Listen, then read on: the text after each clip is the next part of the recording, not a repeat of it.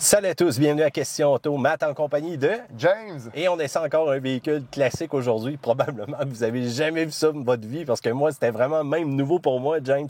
On essaie un Volkswagen Golf Country 91. Et ça, il n'y a pas beaucoup d'exemplaires de ça, là, cependant. Là. C'est rare.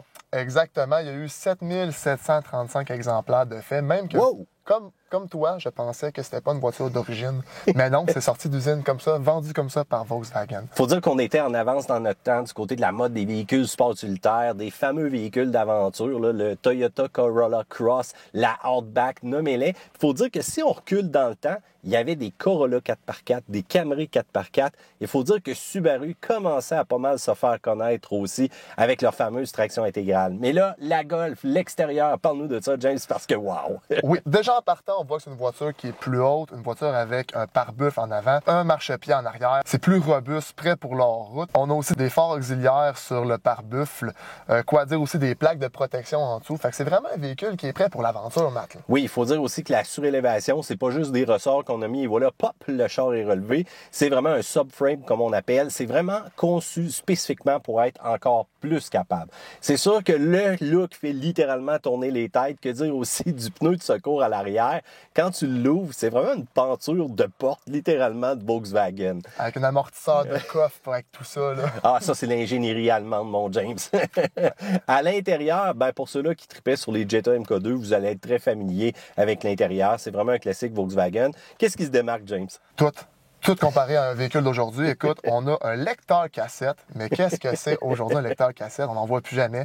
Des boutons partout. Et Matt, il y a un bouton que j'adore. Oui. J'ai découvert, en sachant pas trop c'était quoi, c'est un bouton pour faire monter et descendre l'antenne radio. OK, c'est un truc d'agent espion secret ou c'est juste pour pogner mieux le AM? Je te dirais les deux.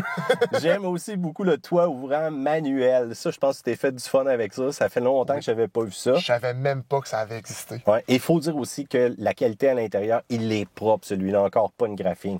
Motopropulseur, là, on se cassera pas le bicycle, on s'arrachera pas les dents, on perdra pas notre cheveu. Puis mon grand-père qui mettrait 20$ sur le dash, je serais capable d'aller le chercher, là. Oh, oui, clairement. Écoute, on a 98 chevaux, c'est un moteur 1.8 litres. Et non, Matt, il n'est pas turbo comme les 1.8 d'aujourd'hui.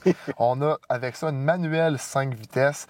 Mais qu'est-ce que la synchro, Matt? Oh, je sais pas. À toi de me dire, James. C'est l'ancêtre du 4Motion, puis c'est pas un all-wheel drive permanent. Ça veut dire qu'il va envoyer jusqu'à 50% la puissance des roues en arrière quand il y a des surfaces glissantes.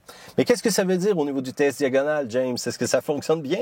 Ça veut dire que tu peux l'essayer, ça veut pas dire que ça va passer. Faut dire que c'est un dépanneur. Hein? Dans ce temps-là, il n'y avait pas nécessairement de différentiel à glissement limité à l'arrière, ni de verrouilleur, peu importe. C'est quand même bien et ça va quand même être amusant aussi. Il faut dire que la transmission synchro, il y avait une version rallye de la Volkswagen qui amenait celle-ci et on était quand même assez capable d'avoir du fun, là, je te le dis tout de suite. Mais pour faire du hors-route, des petites sorties d'un calvette, ça a quand même bien marché, là. Oui, puis en plus, ce véhicule-là n'a pas de puissance plus que ça. Fait que c'est bien difficile de faire glisser les roues puis le pousser trop, là, tu sais. Parle-moi de ça. C'est construit par qui au jeu, ce véhicule-là? Ben, c'est un véhicule Volkswagen, mais ils ont envoyé ça à Steyr-Puch, si je me trompe pas, une Quel compagnie bel accent autrichienne. allemand. Merci, je me suis beaucoup pratiqué, Mais c'est- même si je l'ai massacré. Là. Steyr-Puch, tu te dis c'est autrichien alors. C'est même pas allemand. Ouais, mais c'est par l'allemand là-bas. par OK, exemple. d'accord. Mais c'est une compagnie, en fait, en Autriche qui ont monté la voiture. Volkswagen a dit, prenez nos pièces, prenez notre véhicule, faites-en OK. un véhicule d'aventure. Bon, Amusez-vous. Ben, d'accord. Veux-tu un fun fact à propos de cette Vas-y donc, compagnie-là? vas-y donc. Toi, tu connais ça un peu, les armes? Oui, pour la chasse, mais là, il faut plus le dire fort. À ce temps, tu fais pleurer tout le monde dès que tu dis ça. Ben, la compagnie Steyr-Puch, Ouais. c'est une compagnie de véhicules qui faisait beaucoup de véhicules militaires. Oh! Mais Steyr, Ouais. ou Steyr, peu importe, Félicitations pour ton accent. merci, c'est une compagnie d'armes à feu. Ah, d'accord. Donc, on n'a pas trouvé de bouton pour sortir une arme quelconque sur ce véhicule-là, à ma grande déception. Bon, tant qu'à m'avoir calé, je vais me caler comme il faut. Je préfère Beretta. On y va avec la conduite, James?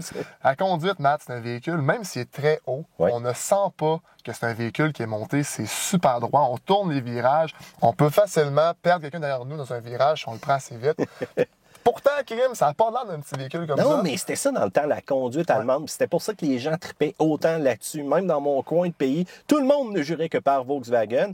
Quoi qu'il fallait que tu sois habitué à vivre avec une lumière de brûlée ou encore un check engine une fois de temps en temps. Mais lui, je pense pas qu'on va avoir ce problème-là.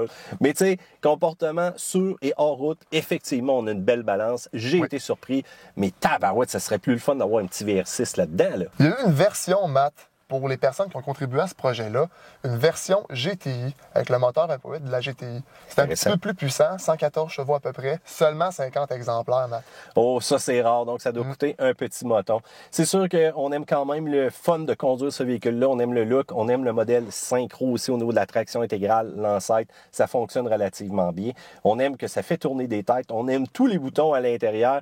Mais je te le dis, le seul petit défaut, c'est qu'on est un petit peu coincé et je change pas le fait que ça reste des Allemandes de l'ancien temps. Donc, un petit peu plus d'attention au niveau de l'entretien.